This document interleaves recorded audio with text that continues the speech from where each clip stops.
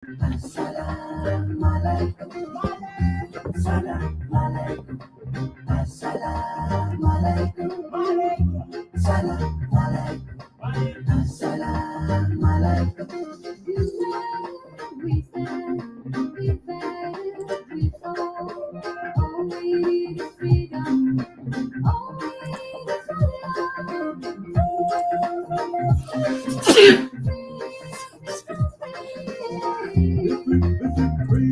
from slavery, free from slavery, free as a command to slavery, free as a command to slavery, free as a command to slavery, free from slavery, free from slavery. Yeah. We're here to speak the word. We're here to stop the war. We're here to speak the word. We're here to stop the war.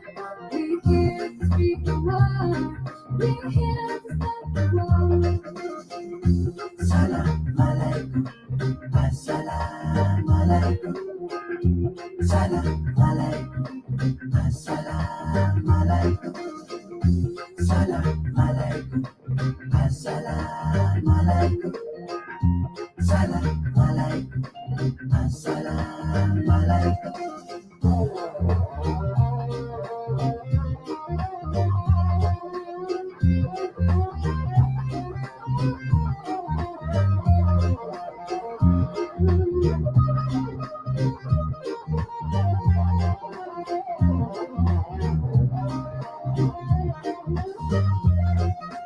Assalamu alaikum, African one. You wanna be free? The most simplest one in the world. Get yourself the better reggae music. Coming to you from the one of the most peaceful man. So many lie down on the streets. What about them? We are crazy ideas. Get yourself the most free time. I preach about freedom. Preach about freedom. We're here to speak the word.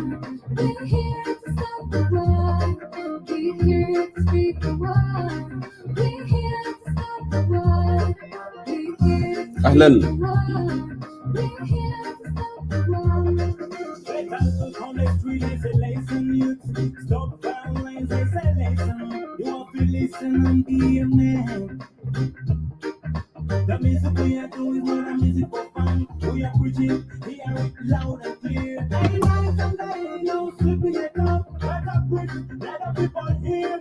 Better preach, let the people feel. The sound of freedom and love. The sound of freedom and love. The sound of freedom and love. The sound of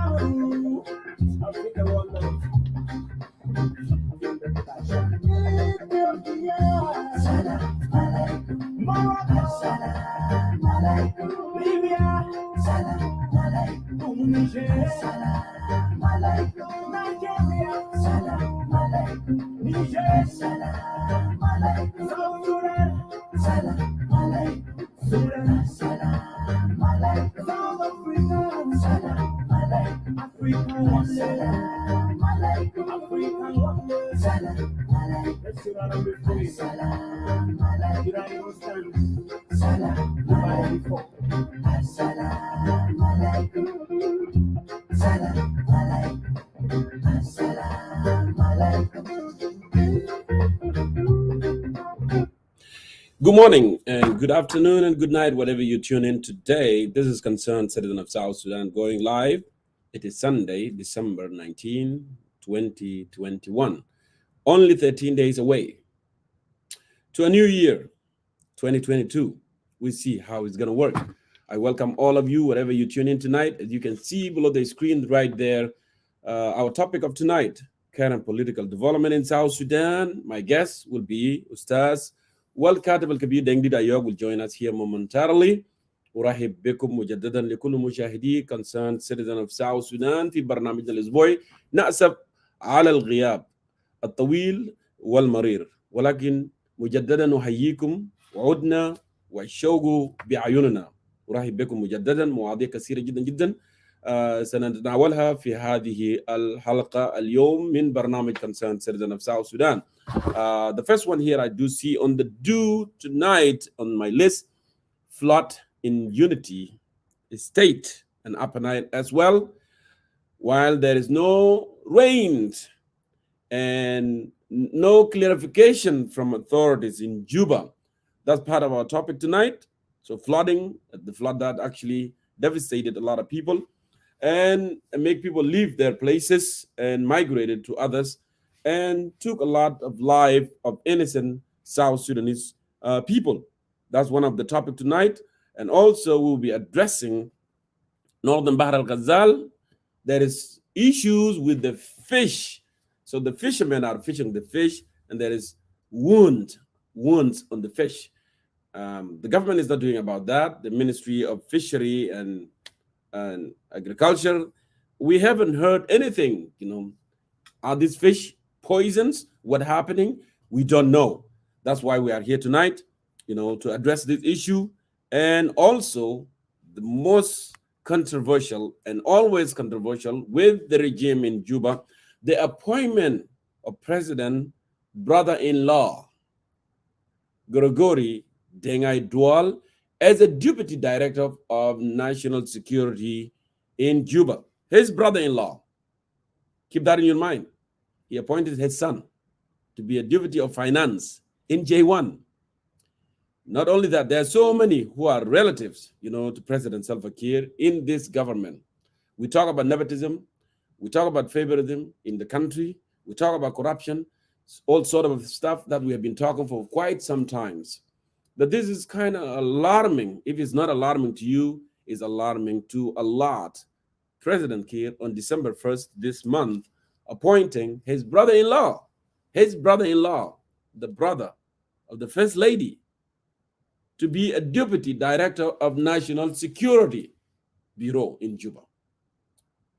What a mess.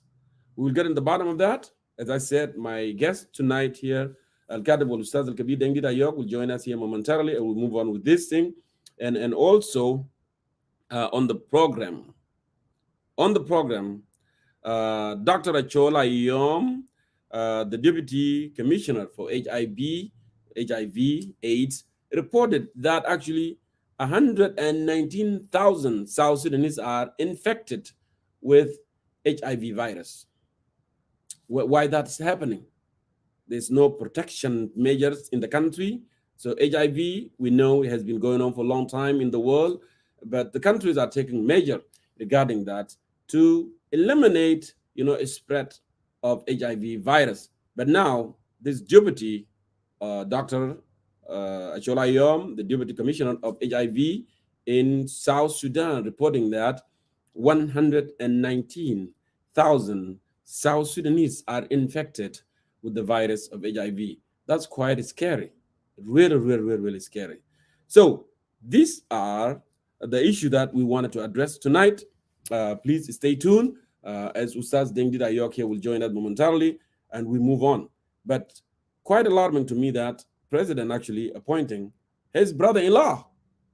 We talk about appointment of his son a couple months ago, and now he's appointing his brother-in-law to be the director of national security. And do you remember when we talk about the fallout of president and General Akol Korkuch, the director of national security, that Asul Akol Korkuch was involved in some activities because he see himself as an alternative to President Salva Kiir. Of course, General Akol Korkuch and President Salva Kiir, they are the same face of the coin. You cannot say, oh, well, Kiir is bad and Akol Kor is good. They are the same face of the coin because he is the one that actually has been executing what the decrees or the plans of the President Salva Kiir in the office for all these years. He is the one. So the notion that actually he wanted to replace him is ludicrous, and South Sudanese are not going to accept that. No one with the right mind will accept that Akol Kor actually has to replace President Kiir. We know that peace agreement has failed. We know that they are talking about the election, and election, we don't see any room that election is going to take place since people are not in the country. There is no law to organize that. There is no census being done in the country. So everything is a mess. And that's why we have been persisting and consisting talking about this. We are back one more time and apologize for being away for sometimes for my own social issues. But we are here tonight.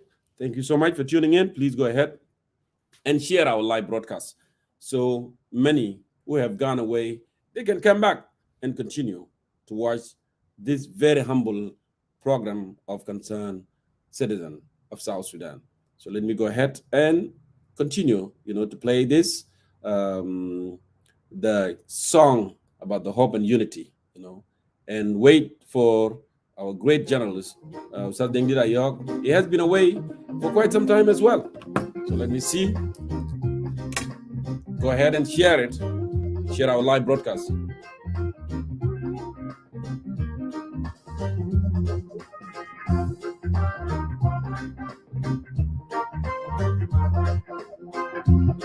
I hope the network will cooperate today.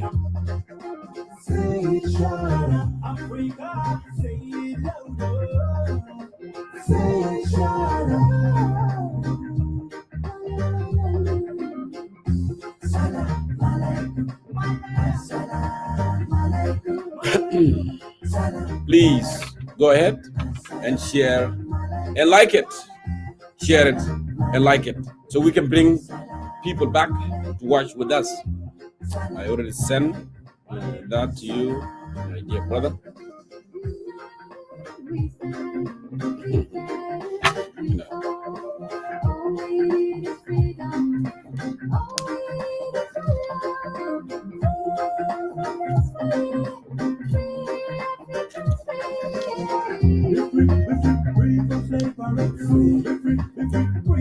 Hang tight, my dear brothers and sisters. Hang tight as my guest is staging to the studio.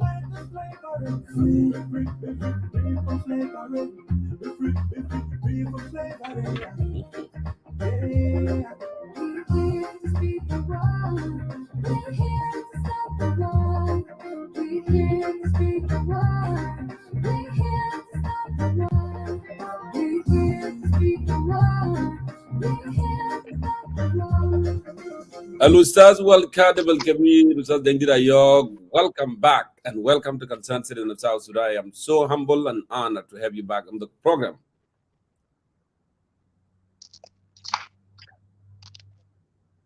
We hear you very well. Thank you very much, Jonkor.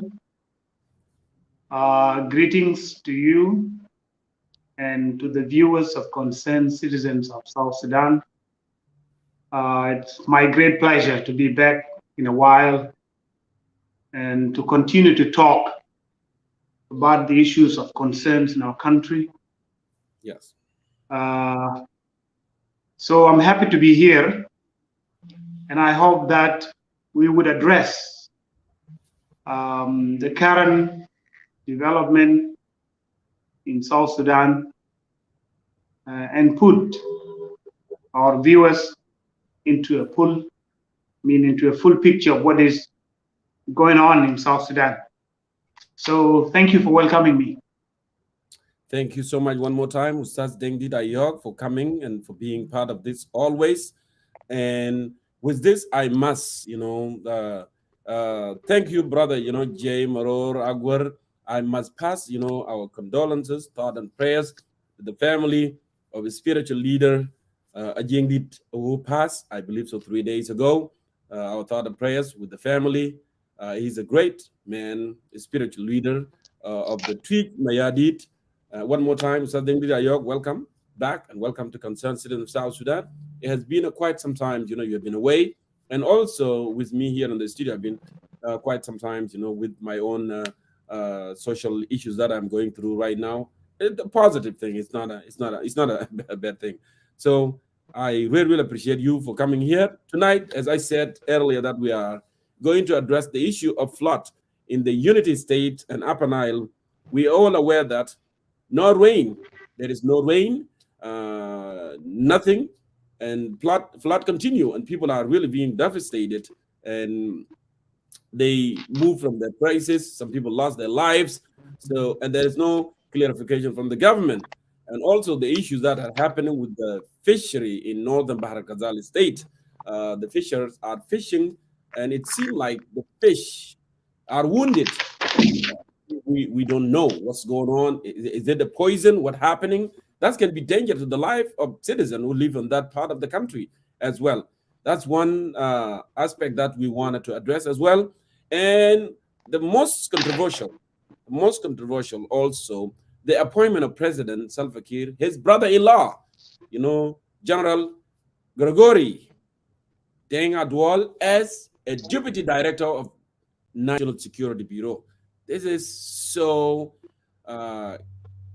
interesting to hear such a thought. We have been talking about, nepotism and favoritism in the country and corruption and such a thing. We are all aware that President Kiir actually has appointed his own sons in J1 as a deputy finance, to Dengwal, that we are aware of. And now he's appointing his own brother-in-law, the brother of his wife, the First Lady Ayandit. That's one. And also we'll be talking about the report by Dr. Achol Ayom, the Deputy Commissioner of HIV. He reported that actually 119,000 people are infected by the HIV virus. All these are the issues that we wanted to address tonight here. And again, our thought and prayers to the family of the passing spiritual leader of Ajing of Tuj Mayadit. And I must say this to all of you: Merry Christmas. It's only 6 days, only 5 days away, 6 days away to celebrate, the best of the Lord Jesus Christ. Welcome one more time. If you can walk us through, let's start with this: the appointment of President Kiir of his brother-in-law. What's going on? Why he keep doing this? Is it fear his national director of security, or what happening actually? Walk us through, Sadengit. Go ahead. Thank you, John Kor, once again. I would like to say some things before I come to the topic that we're discussing tonight. No problem. Number one, I agree with you. We send our heartfelt condolences to the family of Chair Deng Thiep Dok in the great loss of their spiritual and community leader, Ajing Dit, who passed away 3 days ago. Our condolences to the family, to the area of Adiang Cherian, to the entire Twin Mayardit community, and indeed the people of South Sudan. And I said one thing about the passing on of Chief Ajing Dit. I said that such spiritual and community leaders with exceptional characteristics and with a legendary style of leadership are not mourned in tears, but people celebrate their good deeds. People celebrate their passing on with words of pride in order to commemorate them and to keep their memory alive through their lineages and the generations to come. And this is in our traditions. Whenever a great spiritual leader and a community leader like this pass away, people don't mourn. Instead, people slaughter bulls, and people bring out the drums, and they beat the drum, and people dance, and people actually can say some strong words. Yes. That is the culture. So he passed away, and we are not mourning. We are actually celebrating his fruitful life. His life was so rich, so we celebrate that life. And we pray that God the Almighty rest his precious soul in the land with the ancestors and the good ones who have passed on. All right. Now, we have been away for some time. Yes. And this has been a matter of concern to many people. I have received an information that so many people have been asking, what happened? Where are you guys? Why are you not talking? There are no talk shows. You know, I say it was bad for those who get used to following whatever we say here on this forum. Yes. It was bad because the political updates that they get continually every week were cut short for some time. But it was also good in another sense. It was also good because it came like a pause so that people can at least digest. People can pause and digest what we have been saying here. This is also very important. So it was bad that the political updates were not being given for the last 1 month or so. Yeah. But it was also good so that we can, it was good because we were like in a short pause so that we can think of what we have been saying. The other thing, there are other things also which have been going on. There are other things which have to be done, and it is not necessary for us to talk about this thing here. This is also another thing people should understand. All right, there are some things that are brought to the light here, and there are some things that are kept secretly.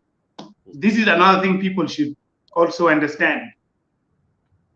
Now, what was the first item? Was it the flood or the deputy?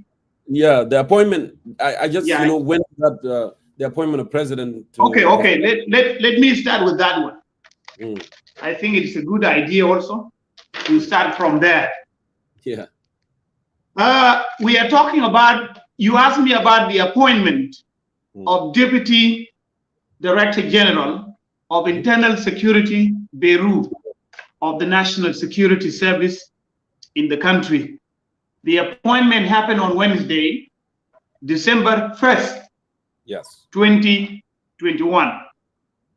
The President of the Republic issued a presidential decree that was read out on the television, and the decree was about the appointment of General Gregory Dinkwanya Dual as the Deputy Director General of Internal Security Service of the National Security Service. That's it. For those who would remember what we have been saying here, they will now come to understand that what we have been saying was true. We said that there were political differences between the President and the Director General of the Internal Security Bureau of the National Security Service. We said this here. A lot. And we talk about the internal cracks within the government. We talked about this here. Yes. And we talked about the dying trust between the President and the Director General of the Internal Security Bureau of the National Security Service. Correct. We talked about this on this forum. We said that the gap between the two officials was widening, and that the trust was gradually fading away. We said this here. And now, this has been firmed by this appointment. You have already mentioned something, that General Gregory Dinkwanya Dual is already a brother-in-law to the President, which means he's a very close ally. Socially, he's a brother-in-law. We don't have problem with that. But politically, his appointment indicates that he's a very close ally to the President, and that the President trusts him more than the current Director General of Internal Security Bureau of the National Security Service. And therefore, he appointed him. In other words, you can say that because of the growing mistrust between the President and the boss of the National Security Service, he now wants to replace him. But this replacement is a gradual replacement. Correct. That's why he appointed General Grigori to be his deputy. Yes. And for your information, this Director General of the National Security Service has been there in the service for more than 10 years, and there was no deputy appointed for him.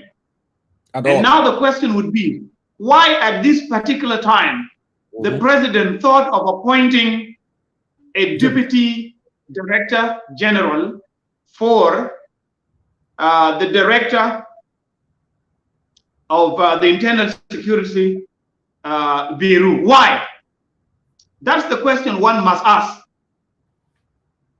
or all the viewers should ask. Okay, this one shows that the gap between the president and his very close ally, who used to be a very close ally, the Director General of the National Security Service, General Akol Korkuch. This one is an indication that the gap of mistrust between the two gentlemen has now widened. Okay, has now widened very much. And the appointment of this close ally in the person of General Grigori is a clear indication that Mr. President is gradually replacing his current Director General of the National Security Service. Now, talking about the two gentlemen, General Grigori and General Akol Kor, I would describe the relationship between the two gentlemen, or I would liken the relationship between the two gentlemen like the relationship between a cat and a rat. What does this mean? It means that these two generals do not agree at all. So on the one hand, Grigori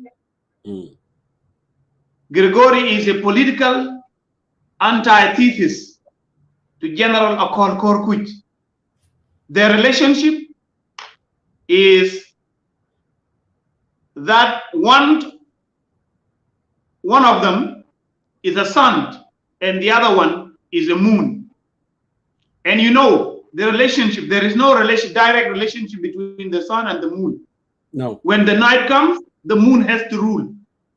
Yes. And when it is the daytime, it is the sun that has to rule. Correct.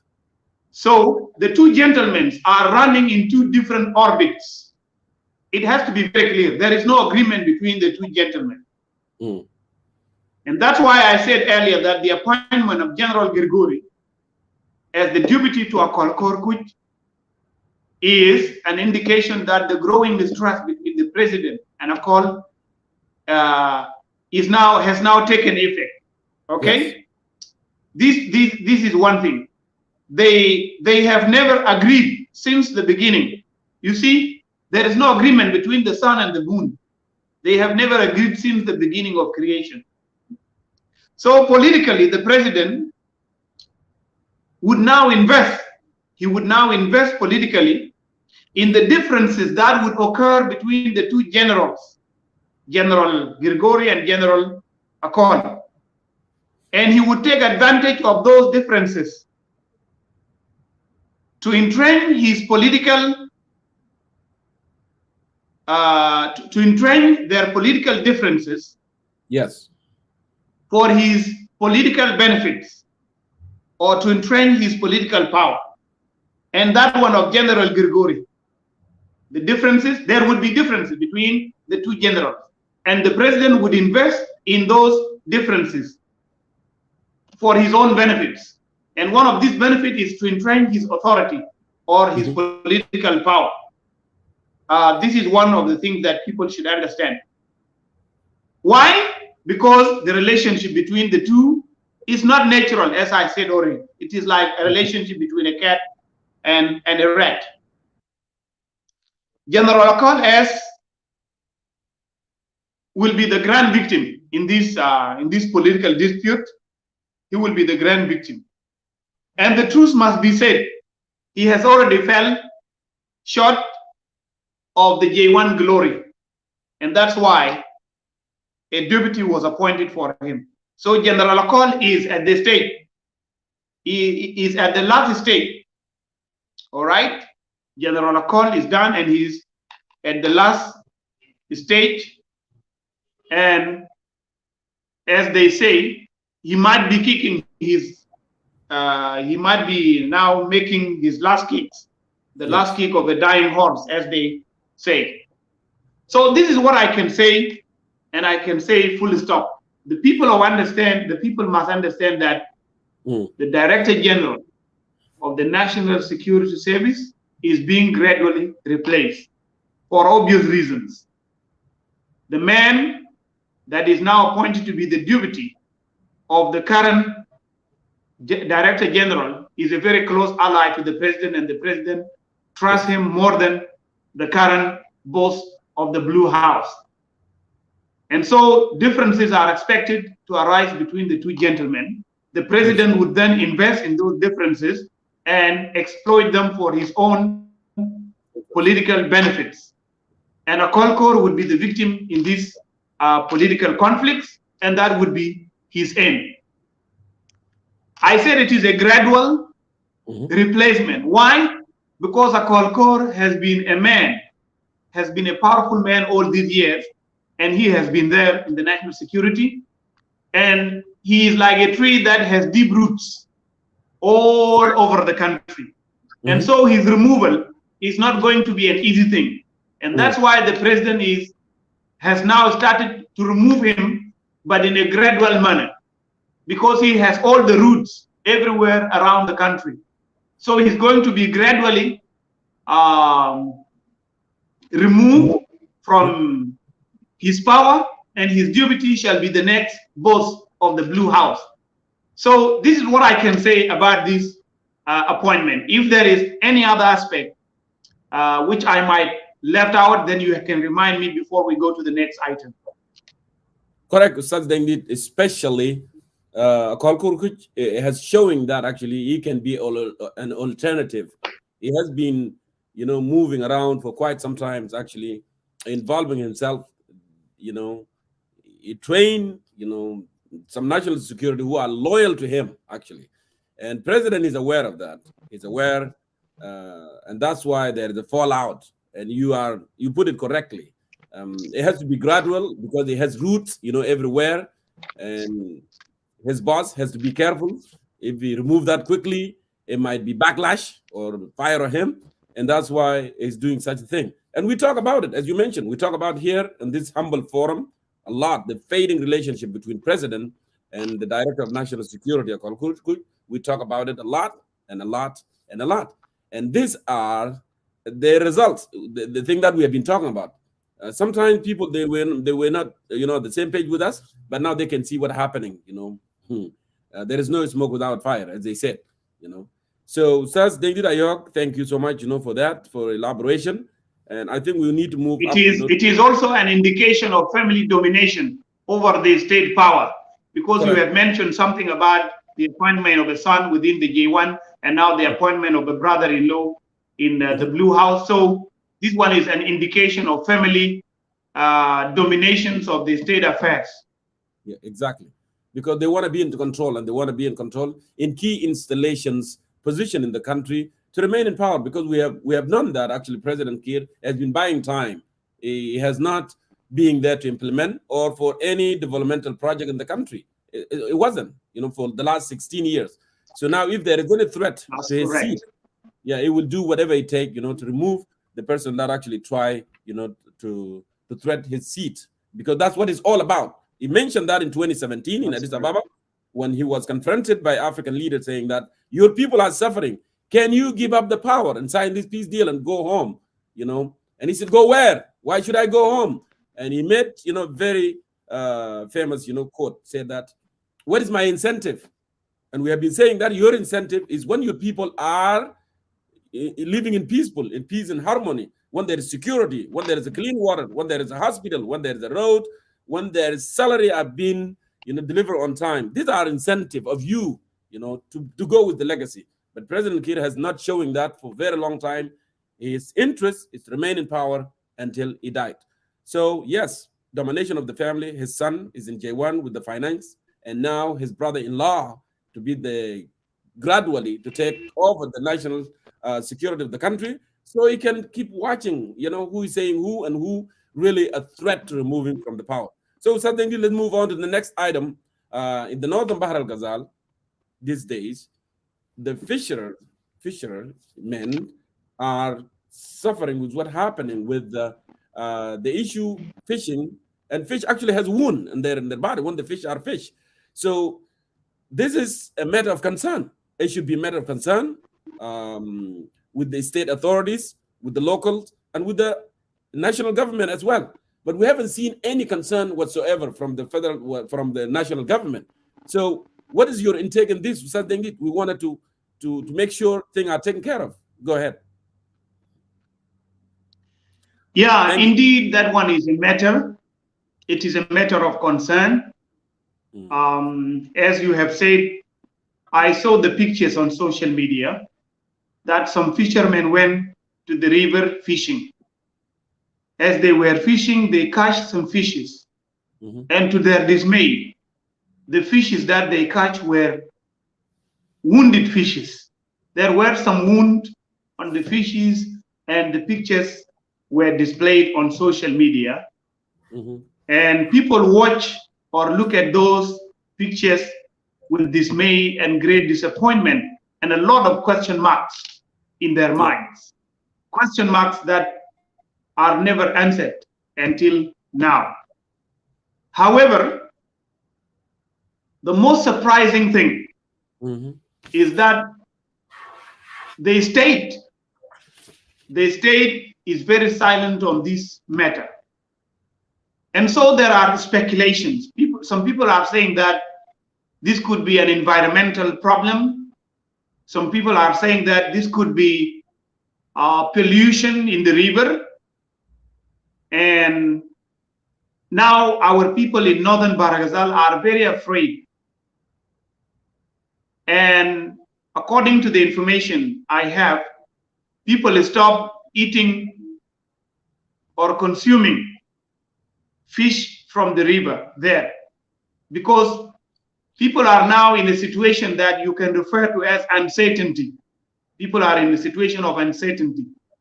All right? Because what happened is something that is not clear. What happened? Is it an environmental calamity? Is it a pollution? Okay, if it is an environmental calamity, what caused it? If it is also a pollution, who is behind it or what is behind it? Is it nature that caused this itself? Why? What are the reasons? So before we go and talk about the government, we have to talk about something called scientific clarifications. You know,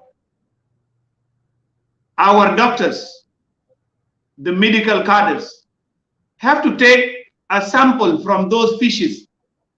Samples have to be taken from those fishes that were caught by the fishermen, and those samples must be taken to the laboratory to be examined, so that the real problem is revealed.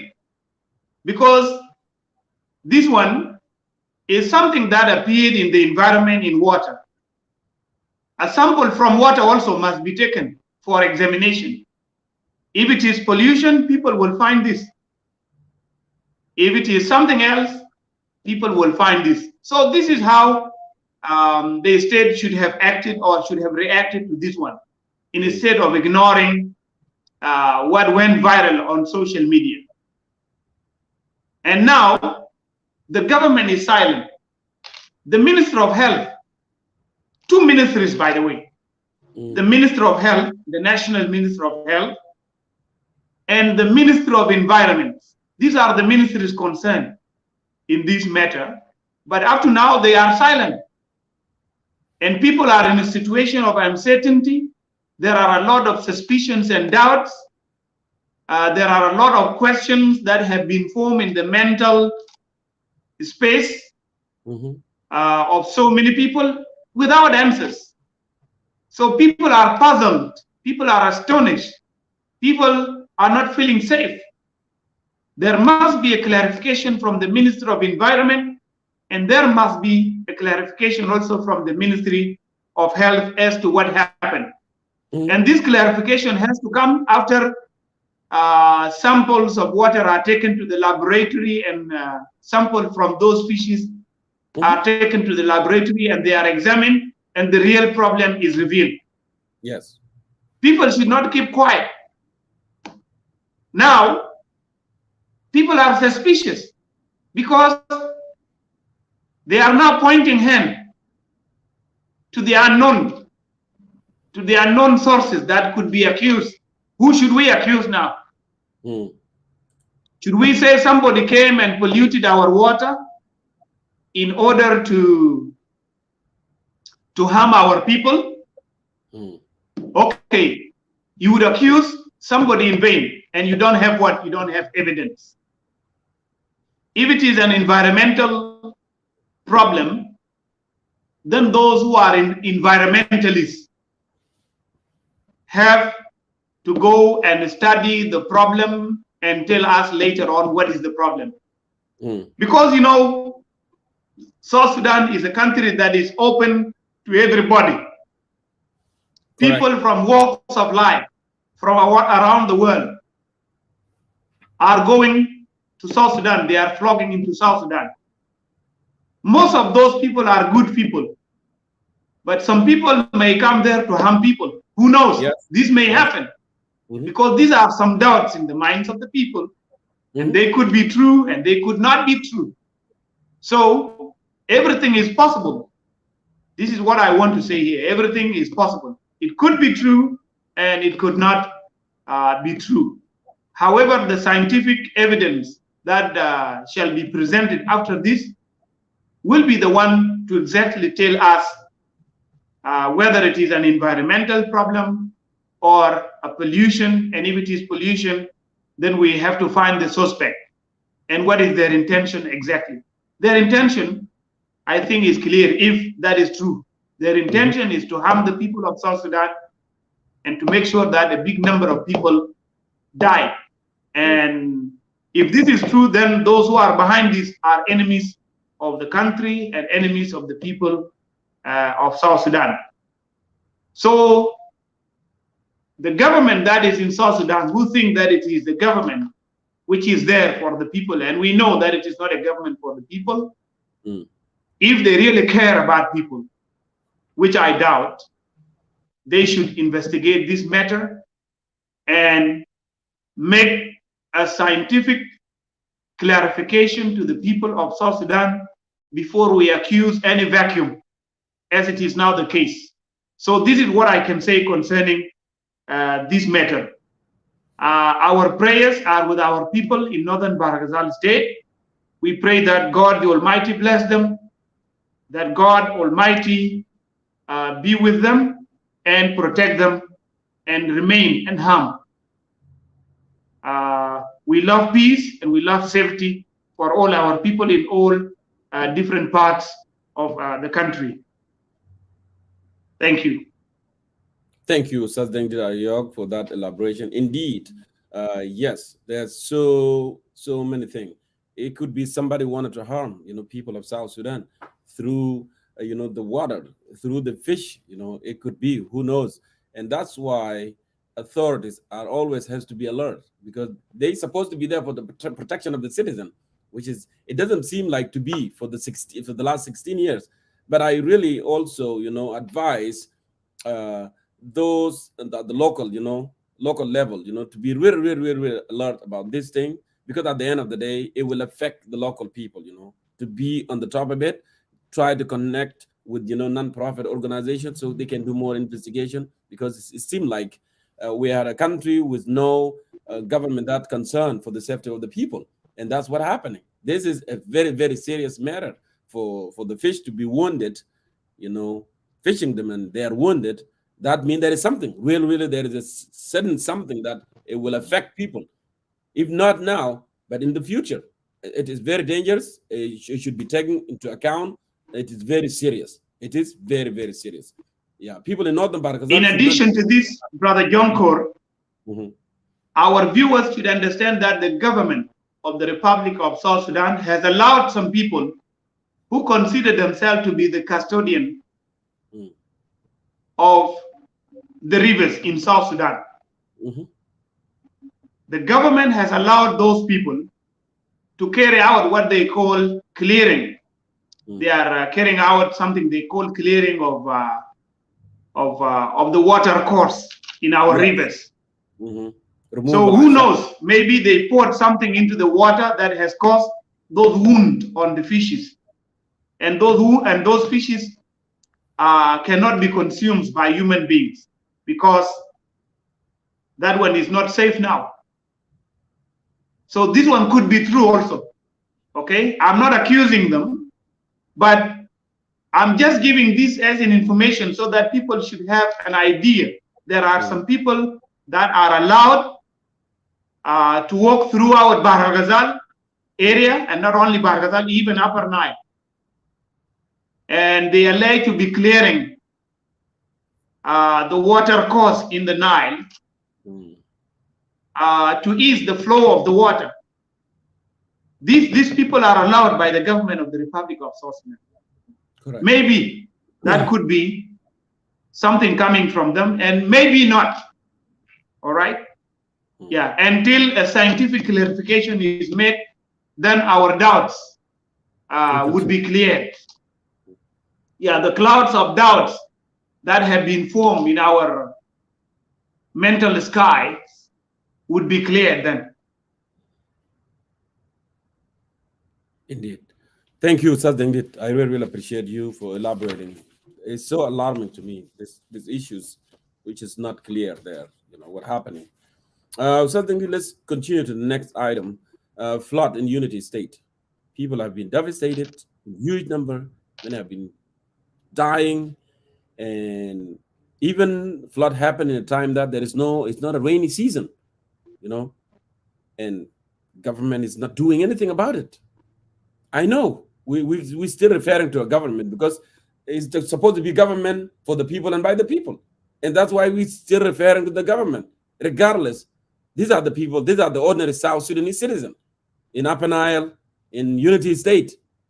These are our people, Nothing has been done and no clarification whatsoever.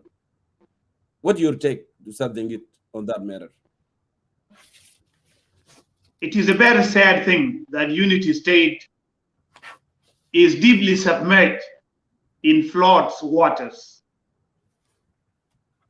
as it has come in the news last week. And in fact, I saw the aerial pictures that were captured by the UN agencies and organizations like World Food Program. They captured some pictures from the air, and those pictures show that thousands of the people were inside the water, and villages were submerged by the water. And there is a saying. There's a saying that a picture is worth 1,000 words. Yes. So those pictures we saw on social media were speaking volumes. They were showing the suffering of our people. They were showing the reality of what happened in the area. I like paradoxically, my brother foremost, Peter, what he has said, that we are not like aware of the depopulation of the world and concern. And well, so if you are aware of that as a concerned citizen, what can you do about it then? If something happening around you and around your region and your country, should you then remain silent and say, oh, this is a depopulation, so we should keep quiet, or bring the matter to the light and talk about it and bring it to authority so we can do something about it? Now, the climate change here in the United States, people talk about it so they can lower the temperature. So you want us to keep quiet, or what are you talking about? When you say that, you guys seem like not aware of what's taking place all over the world concerning the depopulation of mankind through the biological and weapon. What can you do about it? You have to talk about it. You have to bring it to the light. I'm sorry, something that I just wanted to. Yeah, I think the matter is not us is not us not being aware of the biological warfare that is happening in the world. But our concern here is that this biological warfare that he's talking about could be one of these things. Yes. All right. I think he would like to add a point, but he should not add his point by saying that we are not aware. He should add it, okay? Because I said these are like speculations. The truth is not yet established until now. These are speculations, okay? These are suspicions. All right. So I think this one is one of the suspicions that he has added to us, and we thank him also for that. Foremost, his name is Foremost Peter. Yeah, Foremost Peter. Okay. So Unity State is submerged in waters, and not only Unity State, by the way, it is Unity State, Upper Nile, and also Jonglei State, places like Fangak and other areas around other villages there. Even the home area where the first vice president come from, Lair County, is very much affected by floods, and people are still in waters of the flood as we speak here now. And the vice president, the first vice president, is silent. The president is silent. The entire government is silent. The parliament is silent. This is something very sad. And there was a paradox, Mr. Jonko. The government and the governors forum, which was recently held and which was alleged to have been conducted to address the challenges facing the states and then putting an end to those problems which are said to be facing states, was a very big joke, by the way. Because soon after the end of what was called the Governors Forum, this problem surfaced. The problem of floods in Fangak, in Lair, and in many parts, even in Rook Corner of Unity State, this problem surfaced and the government was silent. So if you look at the parliament, if you look at our National Legislative Assembly, you find that the lawmakers at the National Legislative Assembly have raised their voices, and they were asking, or they were requesting, to be given what they call the diplomatic passport. Meanwhile, their people, the people they claim to be representing, were in water, and a huge number of animals' resources died in Unity State in a mysterious situations. And the MPs were talking about the red passport, the diplomatic passport that should be given to them, instead of them discussing the problems or the calamities that are afflicting the nations and the people they claim to be representing. So this is the nature of the government. Now, what could we expect from these people or from these MPs? Because in the end of the days, these MPs are not representatives of the people. They are representatives of their political quarters or political parties. I say this because they are appointed MPs. They are not elected MPs. They were appointed by presidential degrees. And now they are there in parliament. So since they were appointed by presidential degrees on their party, on their political party's tickets, then it is their right not to be concerned about people now. Correct. What they are concerned about is their political parties that they are representing in the parliament. And so those MPs the alleged lawmakers are not real lawmakers and they are not representative of the people. Some of those MPs are representing the president. Some of those MPs are representing the party of the president. Some of those MPs are representing the vice president and his party and other political parties. They are not representing the people of South Sudan. Because if they were representing the people of South Sudan, they could have talked about the calamities which are now afflicting afflicting the nation from every direction. The issue of fish you have talked about is a problem. They did not talk about this. There is no motion raised in the parliament to discuss this issue. A very large number of animal resources got drowned in the water and died, and yet they did not discuss this. As we talk here, a very strange disease appeared in Pangak, and 100 people are reported to have died, and our parliamentarian, or rather the parliamentarian of the president and the first vice president and their political parties are silent on the matter. The entire house is silent on this matter. And this one shows that they are not concerned about the people of South Sudan. So these appointed MPs are so pathetic. In fact, they are a big shame and a big reproach to the people they claim to be representing. What can we say about them?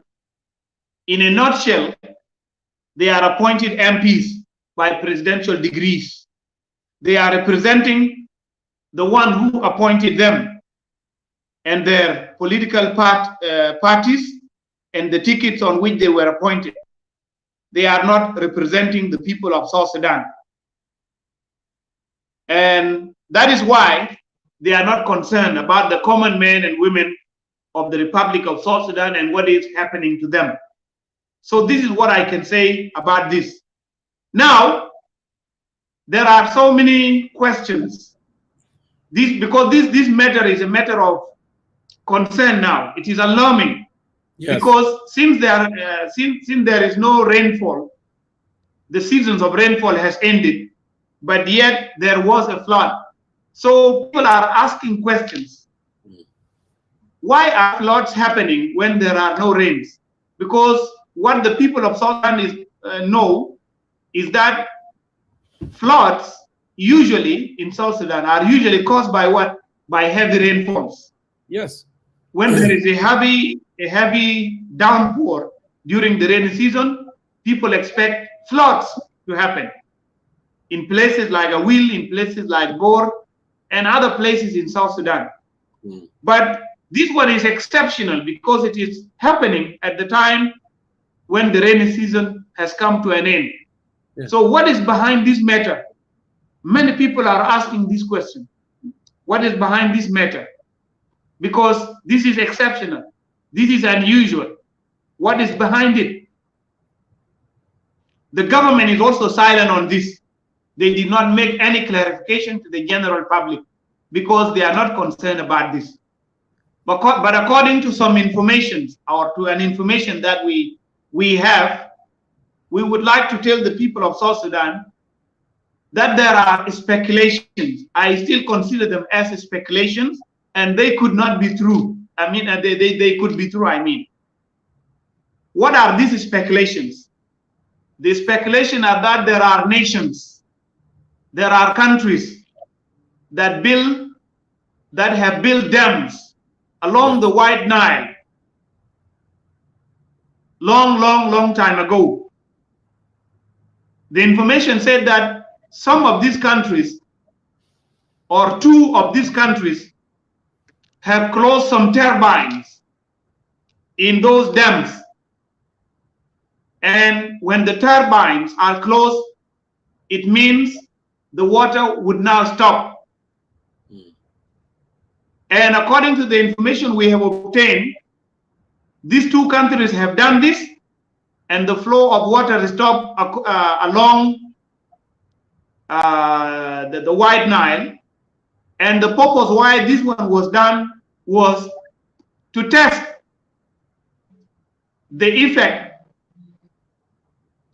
of the water flow, which they think might have been caused by the Renaissance Dam built in the neighboring country in the region. And because the turbines were closed in those two neighboring countries,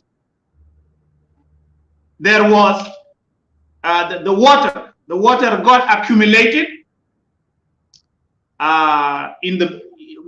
within the banks of the White Nile, and as a result, the accumulated water caused the flood. Overflowed. Okay, the Nile overflowed, and hence this one caused floods in South Sudan. So South Sudan is now the victims.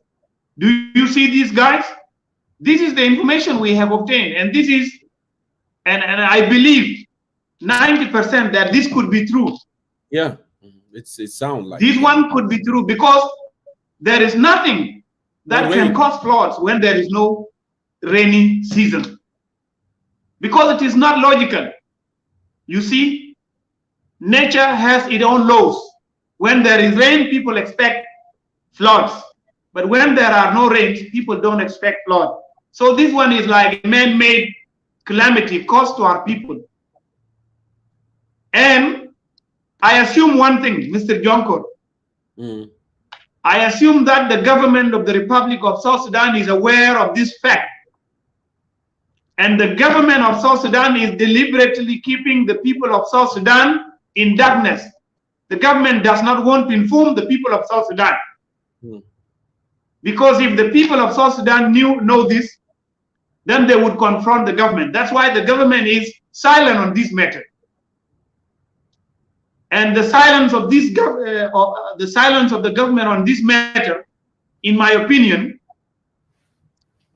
is a betrayal to the people of South Sudan. So the people of South Sudan are now a victim, and their government is aware why are they victims. Yet it has decided to keep silence. This is what the people of South Sudan should know tonight. This is the reasons why we have floods in Unity State, in Jonglei, and the other areas down there. So this is the information. There is no any other explanations. Yet the government of South Sudan decided to keep quiet. There is no any clarification.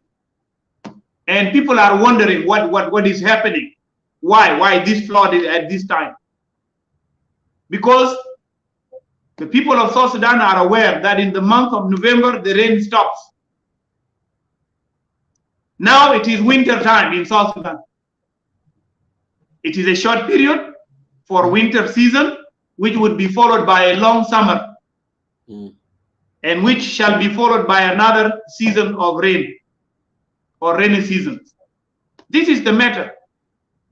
So I have no much to say. This is the secret behind the recent floods in Unity State and in Jonglei State.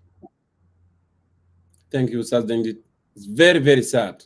Very sad, you know, to have a government, to have a people in the government that their hearts are not for their people. You know, you cannot just rule the land, you know, because a country, a sovereignty are the people. It's not just only a piece of land or the trees of, you know, are the people. This is sovereignty.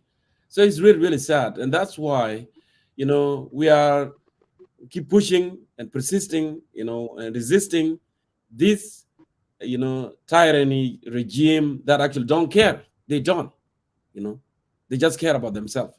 It's so sad, you know, for the people of South Sudan to go through this mystery, you know, for the last 16 years and continuing, you know, with the same. Thank you so much. And also the next item, which is the last item that we are going to discuss, as I mentioned a little earlier, 119,000 people are infected with the HIV virus, according to Deputy Commissioner Dr. Achol Ayom. This is so unprecedented. You know, I can't believe that 119,000 people are positive with HIV virus in the country. in South Sudan. This is insane. How does this thing is happening? What is the population of the country if we have this kind of number, you know, to be infected with this killer virus, HIV? People who don't have the ability to protect themselves, people who don't have resources. This is, I don't know, unbelievable. I want you to elaborate on this. Well, this is a very sad fact. But this one was revealed by the deputy chairperson of HIV/AIDS, Dr. Achola Ayom, as you said. Now the number of people affected, look, the number is very big. Huge. 119,000 people infected by HIV/AIDS. She announced this a week ago. This one was announced a week ago. And she made clarification. She said the most infected areas are areas like Bor. She mentioned Bor. She mentioned Gumbo Shirikat. She mentioned Yerul. These are the places where people are infected by HIV. I'm mentioning this because these details are given in the press report. Okay, yes. There are press reports. These details are given there. In the last 10 years or 12 years, Western Equatoria was always in report. Yes. To be with a high number of HIV/AIDS, of those positive, HIV/AIDS positive in the area. And now, Dr. Achola Ayom also talked about something. You know, the statistics of the people or the percentage of the people who are infected by HIV/AIDS was estimated by some international organizations and some internal quarters to be 34%. Now in the reports, Dr. Achola Ayom said that this percentage is not correct. Okay, if this percentage is not correct, what is the correct percentage? That is what we want to know. And then she said that the real percentage should be maintained from the pregnant, those pregnant women and others, that the real percentage would be maintained from there. This is what I read in the report. I don't know whether this is accurate or not, but it is mind-boggling at the same time. And so you would see that even the percentages of those who are believed to be infected by the HIV/AIDS is not accurate. And here we raise a very important question. Jonkor, we have an institution that is called National Bureau. They call it National Bureau of Statistics. This is a national institution, okay? It is called National Bureau of Statistics. This National Bureau of Statistics, since its formation until now, has been silent on a number of issues, especially on statistics. They have to come out and tell the people of South Sudan what is the real percentage of the people infected by HIV/AIDS in the Republic of South Sudan. Now the number is known. The number is 119,000. But what is the percentage? Because Dr. Achola Ayom is saying that this 34% is not correct, and that this one has to be maintained from the pregnant mothers and from those who are infected by the disease. So this is it. Now, Dr. Achola Ayom, the deputy chairperson of HIV/AIDS Commission, came up with some suggestions in order to curb or to fight the disease. And of course, these are all ways, okay? We have been hearing about this thing. One of these things, of course, it might be hilarious, it might be funny and hilarious to some people who are listening to us. Dr. Achol recommended that circumcision should be carried out for males, especially at a tender age. At a tender age, when they are still children, that they have to be circumcised. Why? She said, this one give them a chance of not being infected by HIV/AIDS. And she talked about some communities. You know, I'm really afraid whether I should say this or not, but this is what is written. Well, certainly we have to be, when it comes to this matter of health, we have to be an open-minded. You know, I don't like to hide things. She said that, she said in the report that there are some communities in South Sudan, without mentioning them, there are some communities in South Sudan which does not, in which there is no circumcision. They don't circumcise their males. She recommended that this circumcision must be practiced in every community in South Sudan. So it is like a solution. She's like now offering solution to this one. Another thing, and this one is very funny.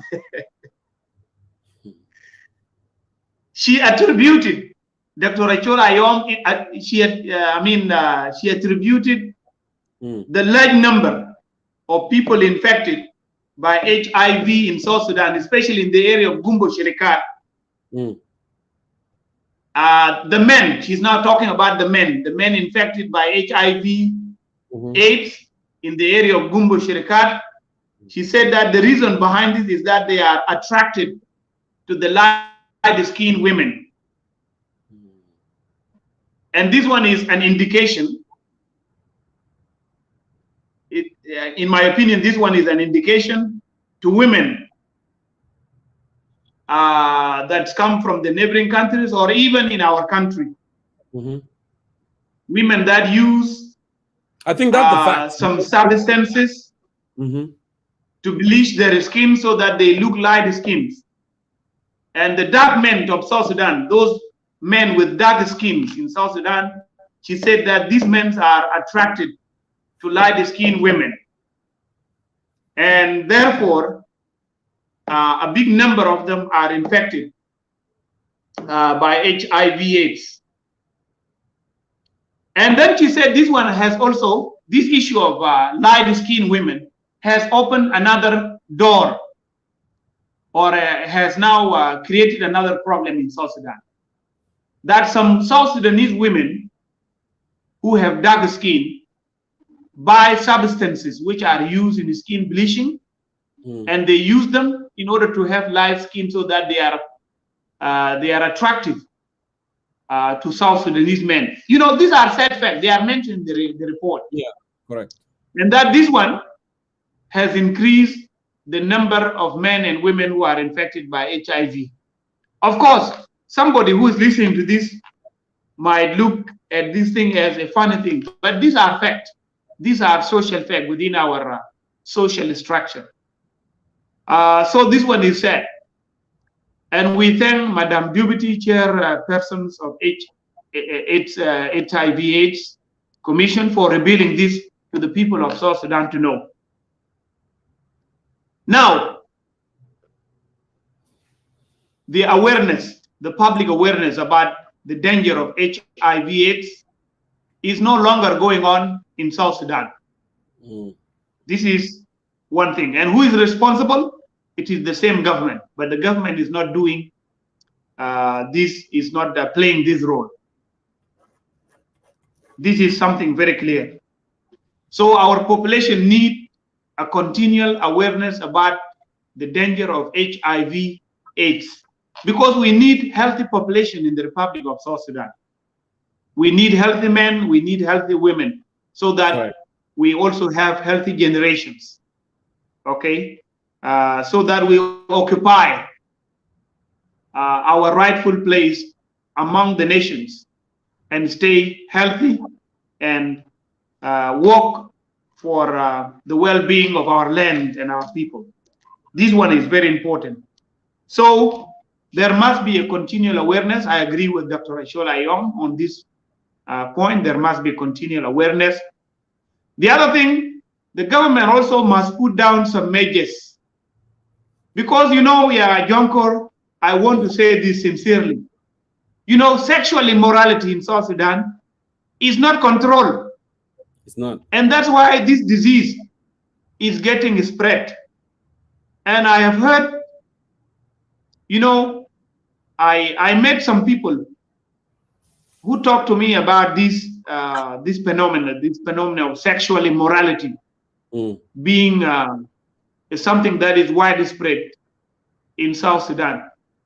This, the government is responsible. The government need to control this, and it can be controlled. It is possible. You make some laws that prevent this one.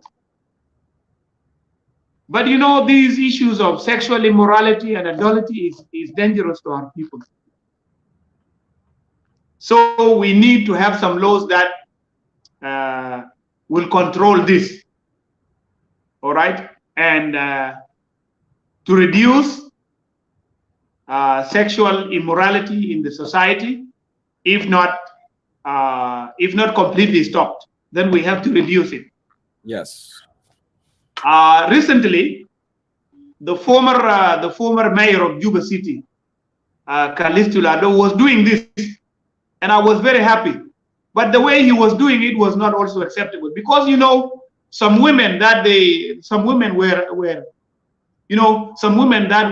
which were alleged to have been caught in prostitution, to have been caught in prostitution were filmed. They were filmed live, no, on social media live, and this was not true. If you caught these people in prostitution's houses, then there is no need for you to come with a camera and you make them live for the public to see them. Because there is something called privacy also of those people. You don't have to show their faces. Those people who are caught in the crime scenes, you don't need to disclose their identity to the public to know. That one was not good, but he was on the right track on that particular point. He was trying to minimize or reduce the phenomena of sexual immorality in the society. But the way he did it was not good. Their identity should have been concealed.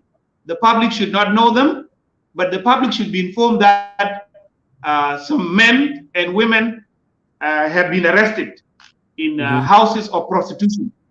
Sadly enough, it was women only that were caught. There were no men. And this one reminded me of a story of Jesus Christ with the Pharisees in the Holy Bible. The Pharisees caught a woman and they brought her to Jesus. Be stoned. And they told Jesus this woman was caught in adultery. And according to the law of Moses, she has to be stoned to death. What do you say? And then Jesus started writing the sins of those men down on the floor. When they saw themselves, they started quitting from the elders to the rest. And then after Christ raised his head, he asked the woman, "Where are those who are accusing you?" She said, "They have gone." And then she said to the woman, "I will not condemn you. Go away, but don't do it again. Don't do it again." So what was done in Juba by the former mayor of Juba City Council was a good thing, but it was done in a Pharisee style, the old Pharisees of the Holy Bible in the time of Jesus. Shaming. Because you said that these women were caught in adultery. Okay, where are those men who were committing adultery with them? Because adultery is not something that is committed by one person. Two persons are involved, a man and a woman. So that one was not good. It was not well organized, although it was a good step toward fighting negative phenomenon in the society.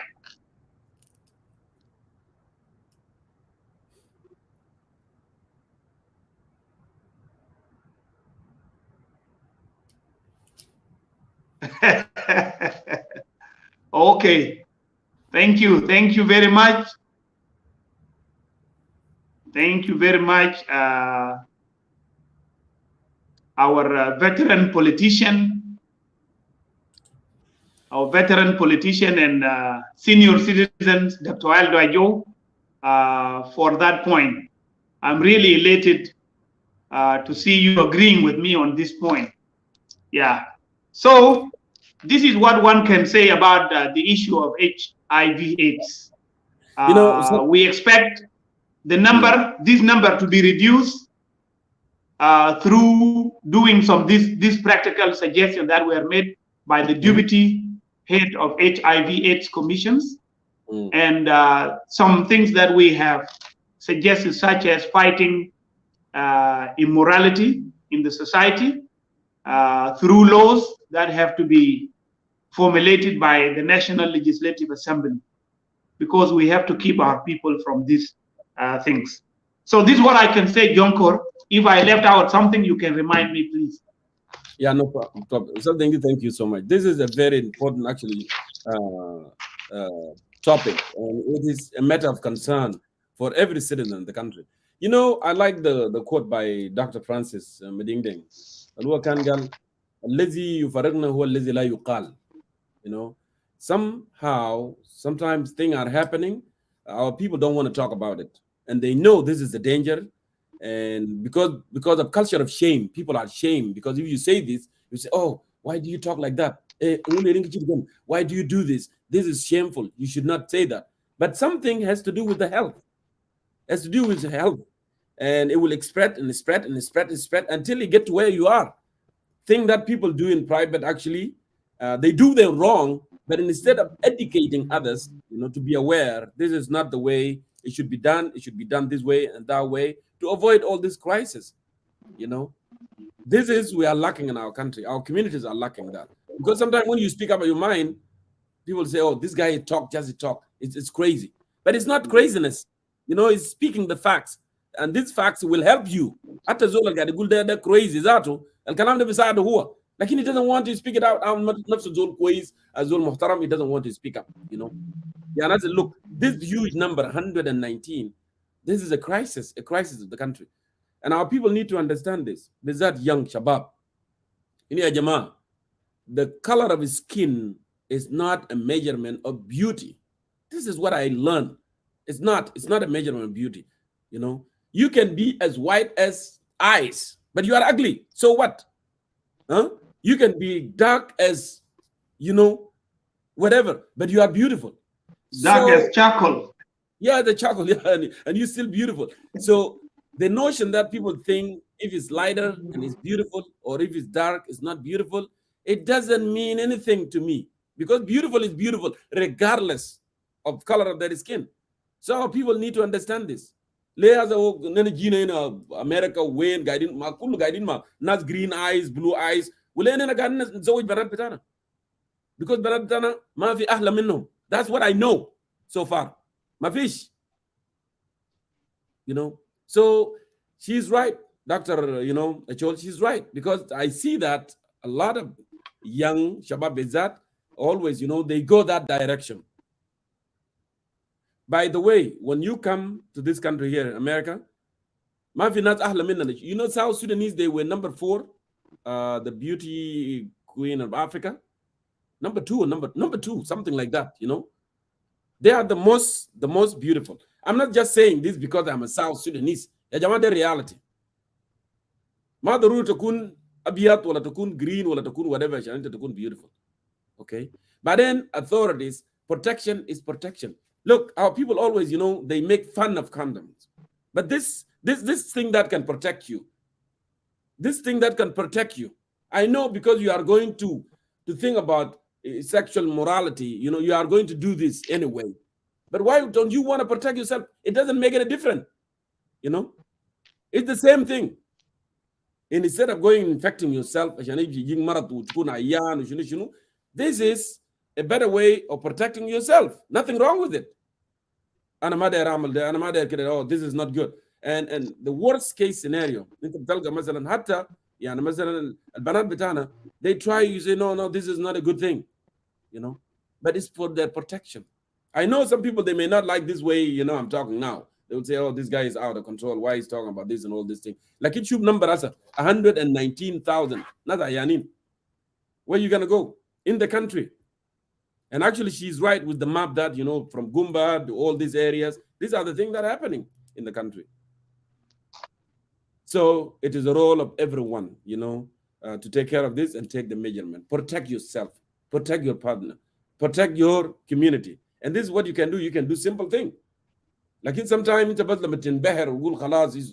okay. Tomorrow you will suffer. And tomorrow it is going to bother you. And it's not a good thing. Ustaz Dengit, I think, we cover a lot of issues that we were talking about today. I want to ask you if you have a last word that you wanted to say, and then we move on from here, because we agreed to do 1 hour and 30 minutes tonight, and we are now 1 hour and 25 minutes exactly. So your last word, Ustaz Dengit, in all this, topic that actually we have talked about tonight, and then before we conclude, go ahead. Yeah, I would like to add some few things, and then I will conclude. Gumbo Shirikat is in the news. And you would all remember that on Wednesday, December 15, 2021, 2 people were killed in Gumbo Shirikat. I was going to say this. I think Ustaz Ayun brought a very good point here, talk about the crime.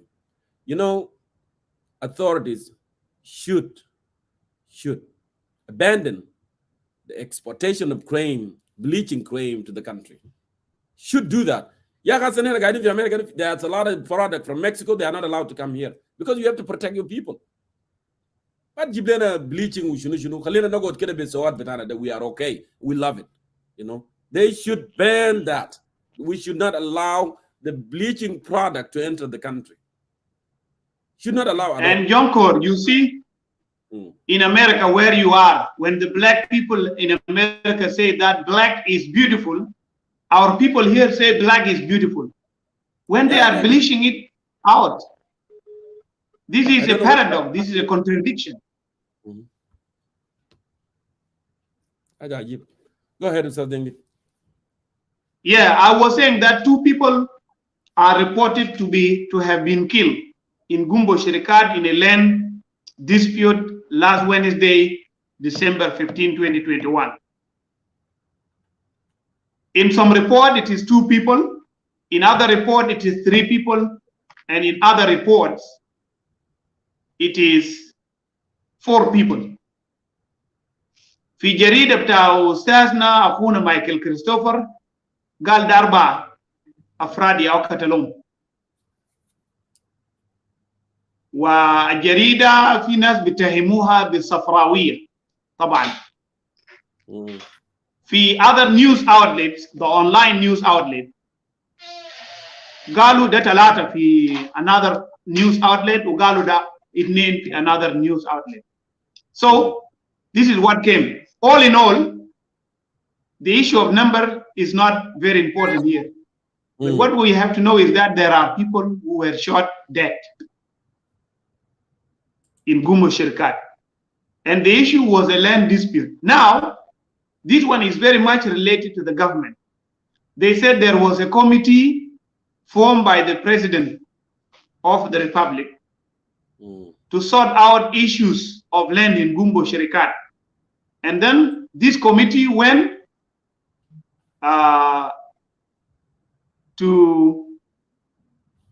they went to Gumbo Shirikat to talk to some citizens that they consider to be illegal settlers, to talk to them so that they evacuate their houses, so that they can demolish those places, because they are illegally, the land in which they settle is illegally acquired.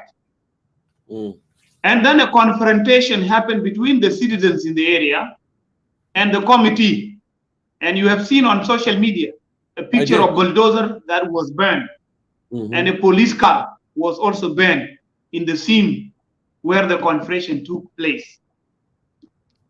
Now, this incident brings back the memory of June 3rd, 2020, in which a nephew to the President of the Republic was involved into issues of land grabbing or land dispute with another one. And you remember, 8 people died, including the nephew to the president, died last year because of the issue of dispute over the land in Gumbo Sherikat. Now, this thing has been repeated again. And according to Madol Arol, according to the Madol Arol fact-finding committee report that was issued or released last year, the report pointed out that the 3 levels of our government have failed to solve this issue of land, whether it is land grabbing or land disputes. The 3 levels of the government have failed completely. They have miserably failed to solve this problem. The local government authorities, the state authorities, and the central or the national government, they have all failed to solve this problem. And so people continue to die simply because there is dispute over the land. This one is another failure of the government. In that report, there were some practical suggestions or recommendations, let me say recommendations, that were made by the committee. But the government was so reluctant to implement those recommendations by the committee. Some of those recommendations are practical. If they are implemented, then they could save the lives of many people from dying simply because there is a dispute over a piece of land in Gumbo Sherikat or in Malakal or in Wau or in any other place all over South Sudan. So even if the government would like to ask the citizen to evacuate those houses because they would like to demolish them, then you have to compensate them first. Give them a land where they can settle according to the laws that give the right to the citizen to acquire land. But now you have sent a committee to go and ask the citizens to leave the land where they have settled, and you call them illegal settlers, which is not bad. They are illegal settlers. Okay, if they are illegal, give them the alternative. Now, sadly, some people died, and the government is responsible for this. Instead of the government finding the solution, it's now the government that is killing the people. This one is not good. And this one happened in Gumbo Sherikat, somewhere close to Bor Road, okay? The highway that is going to Bor, this one happened there. And we have seen the bad pictures on social media. So this is one thing that the citizens of South Sudan should know, that the government has also failed to find a solution to this problem. And the government also failed to implement this, the recommendation that we have there. This is one thing. Another thing, and this is a very serious political issue, John Cole.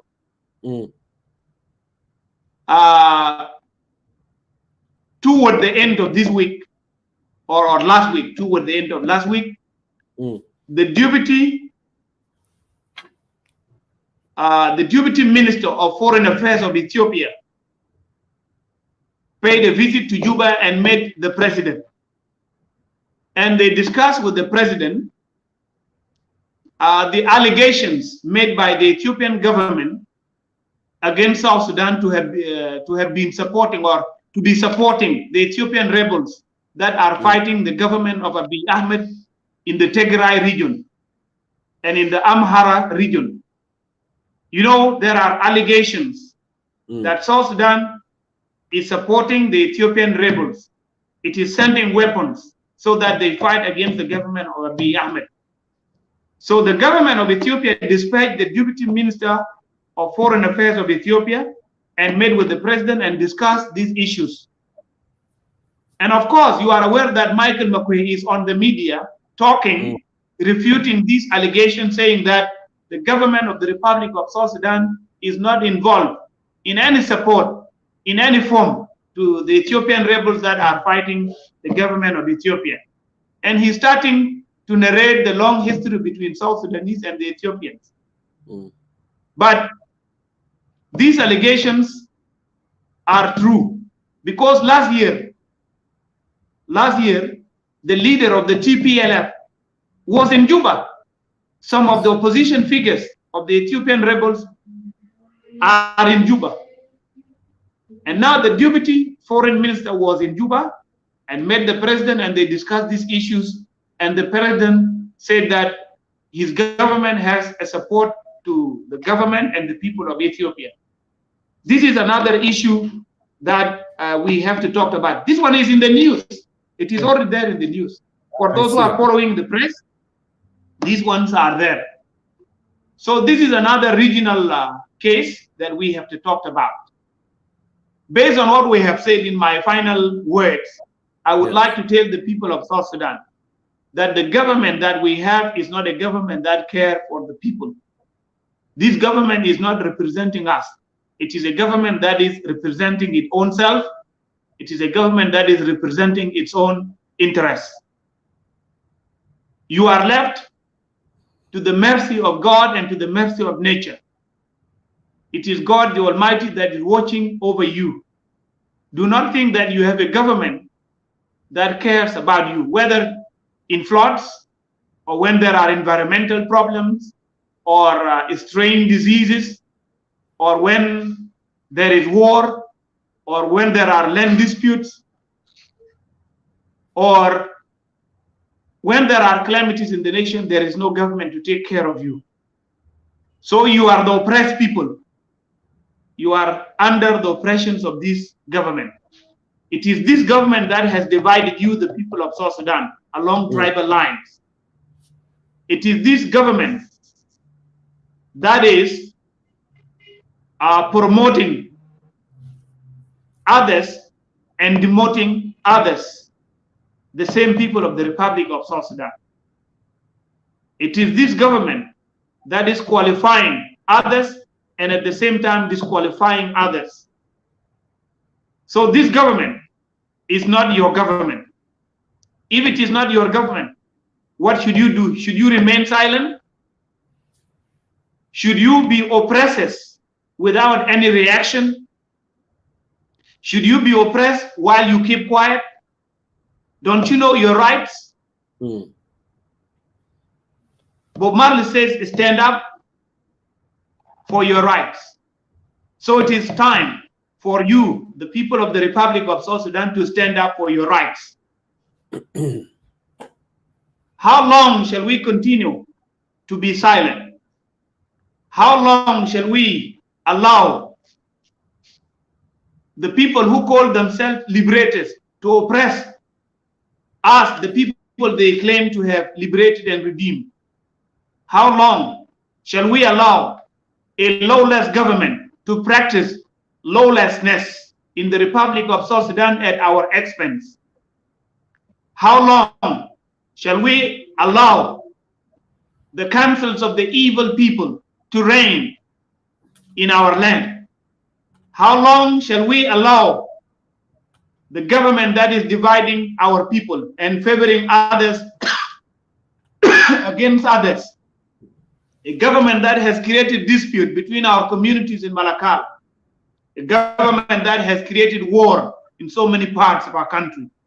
A government that has created hatred among the people of the same country. How long shall we allow this government to continue? The answer is very clear. Rise up, fight for your rights. Rise up and bring change. Rise up and bring to an end this clumsy and horrible situation in which this government has put us into. You have to redeem yourself by rising up. No angels will come from heaven.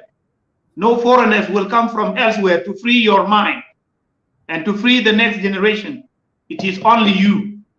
This is our message, and this is the only hope, and this is the only way forward. Nations have risen up throughout the corridors of history, and they have overthrown the tyrants.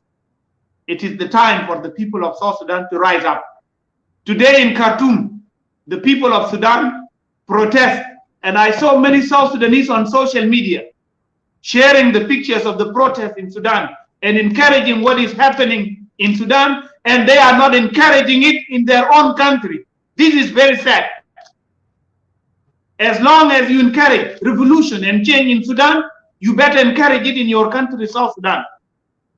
Why do you encourage it in a neighboring country and you don't encourage it in your own country? This is political hypocrisy, and we must stop being political hypocrites. Thank you very much. Thank you. So phenomenal, Ustaz Dengdi Ayog. Indeed, we must rise up. That's the only option. We have seen the government of corruption, the government that introduced 4 evils, grand corruptions, nepotism, killing, and insecurity in the country, and they continue to hire their sons, their in-laws in the government so they can continue to loot. They continue to maintain the power. And you, the average South Sudanese, continue to suffer. Yes, indeed, Ustaz Dengdi, no one can come from outside to liberate you. We must have that mental conviction. We must have that aspiration of liberation. That people of South Sudan, we must be free for justice and liberty and prosperity for all South Sudanese, not for J1, not for just president family or just, a few in the country. We must have a clean water and hospitals and roads, and security in the country. These are basic necessity rights of human being. And South Sudanese deserve this. So my dear brother, sisters, there's no election.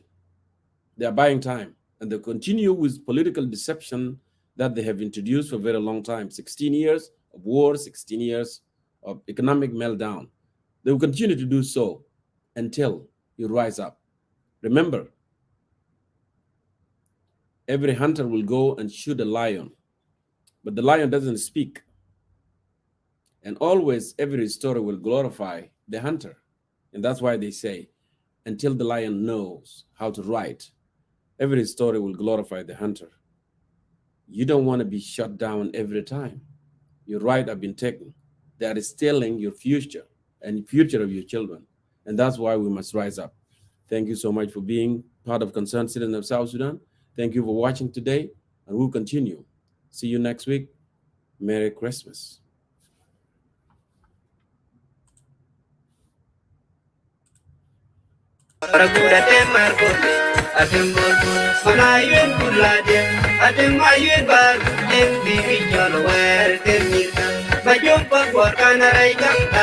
Kuya bigir, kunyalo bigir malwal, adem bodu, manayun kulade, adem mayun bar kudem bigi karawer kenyika, ije jate, aboga kulade, kurula tutu kaya. Yes, adem. Bagi on the beat.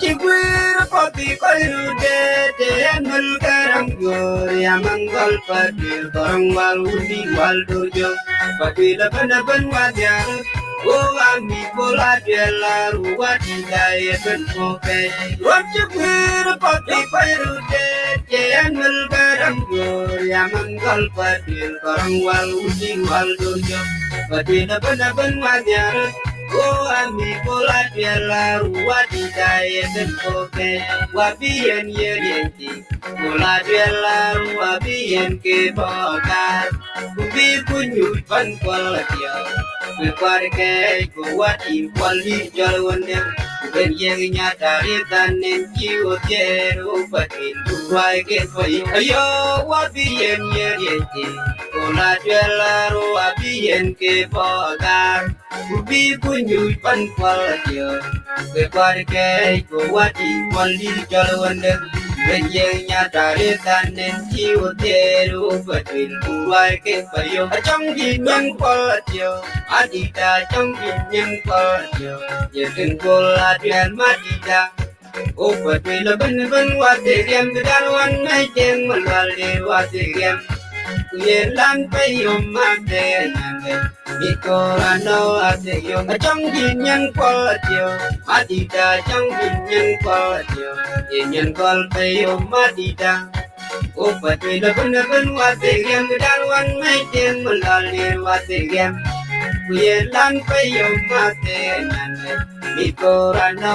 อาเตะยมOpatir korang wal berjuang nyari rian kiwo kemer uti tengwal Uram le pariak wal padienya tiyaran Opatir mati ngawulong nyari rian kiwo kemer uti tengwal Uram le pariak wal padienya tiyaran Wawi akwal yarali Wal ya tinggal patil panakul jani Depani dengaweni Akwali ci batil gam korong wal dojo ye tilpan dengaweni Akwali ci batil gam korong wal dojo Aye kwali ci wadi gam wadi lori dengaweni de ci gam kewa garang yo daweni de ci gam Kuma gari bangai varial bil ci gam jantong nyentin yaral Yin ci wadi gam wadi lori dengaweni de ci gam kewa garang yo daweni de ci gam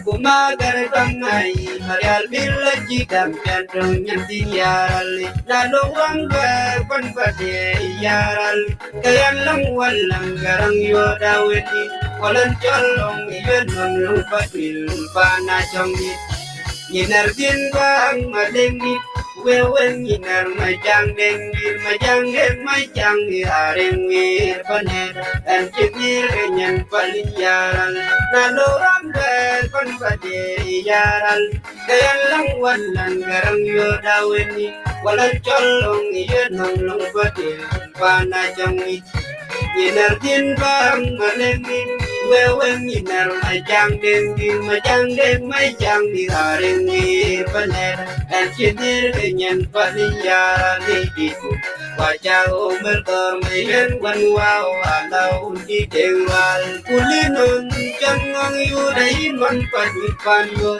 Dan cekir kenyan palin yaral Didiku Wajah umur kemayan wan wow Alau di tengwal Kau pada ken bola jala ruwa Tau korong walu di wal durjo Pati na benar Wadi bola jala ruwa di daya kento Kau panakan bola jala ruwa Tau korong walu di wal durjo Pati na benar wajar Wadi bola jala ruwa di daya kento Kumati garang maunde Weng mati albino maunbon Dan cemir kenyan palinya letiku Wajah umur kormayan wan wow Alau di tengwa Mati yo garang maunde Weng mati albino maunbon Dan cemir kenyan palinya letiku Wajah umur kormayan wan wow Alau di tengwa Kau panakan bola jala ruwa Tau korong walu di wal dojo Pati laban wajar Ko abdi bola jala ruwa di daya kento kai Akwal pikara imbi man nyetir lakir nyan pace nyan wakon malung jipol jipol man nyetir Jipol nyan wakul po da jipol ajong man nyetir Nyan waka nyan wang ngerti pun Akwal pikara imbi man nyetir lakir nyan pace nyan wakon malung jipol jipol man nyetir Jipol nyan wakul po da jipol ajong man nyetir Nyan waka nyan wong chi pom nya jol wada mati anjilo anana gu mati malwal tong mayun wen mati den mayun raw aljinir yen pal yaraliti wajah umul kor mayun wen wa ala undi denwa dale wat mati anjilo anana gu mati malwal tong mayun wen mati den mayun raw aljinir yen pal yaraliti wajah umul kor mayun wen wa ala undi denwa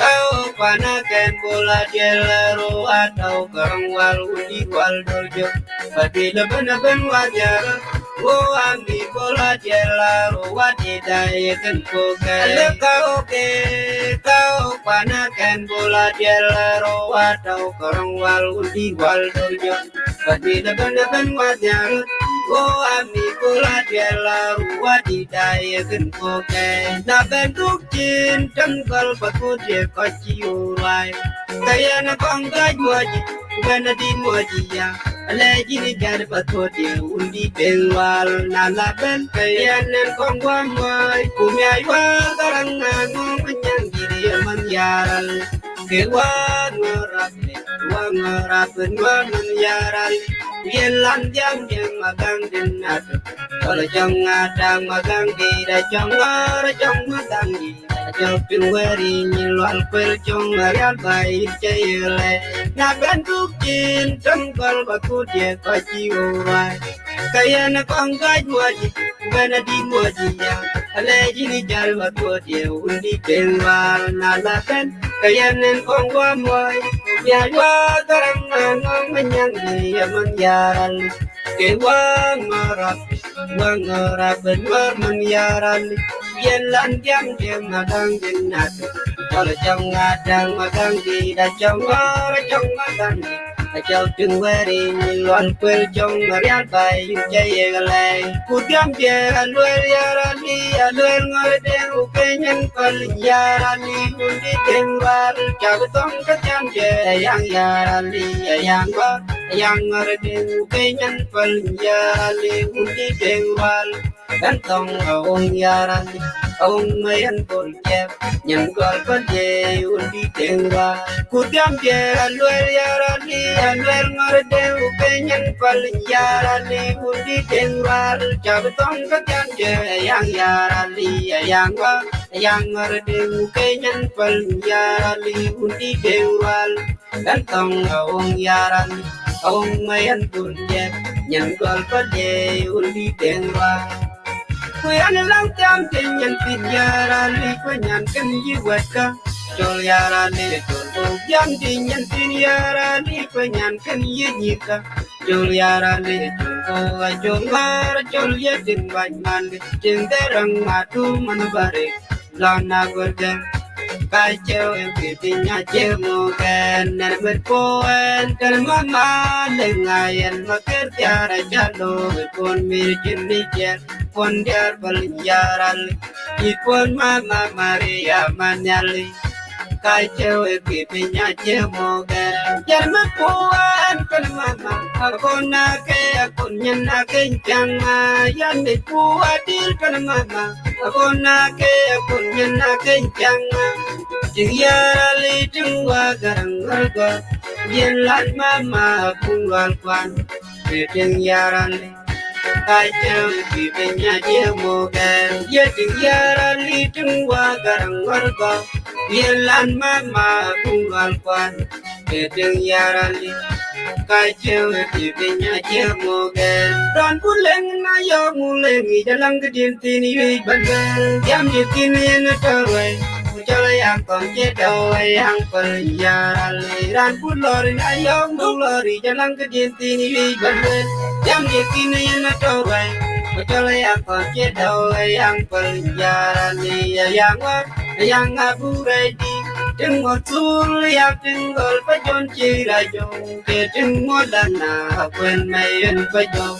kacau bibirnya cemogan kaliban kemalet makolik Aun makol itoro un makol uketing bolangi tình phát điên là chơi vi này cái treo thì tình nhà chiếc mồ ghen cái bên cái mà để mà con lì mà con lì cho mà con kể trên bờ lăng tình phát điên là chơi vi này cái treo thì tình nhà chiếc mồ ghen ran pun leng na yo mu lengi jalang ke din tini wi balbel jam je tini na torwe jale ya kon je do ya jara le ran pun lor na yo mu lori jalang ke din tini wi balbel jam je tini na torwe jale ya kon je do ya jara le ya ngor ya ngabu ready Trưng một xuân liạc trưng gol phải chôn chi ra dù kê trưng mua lần nào quên mây bên phải dù cái chơi kì bên nhà chiều mò ghen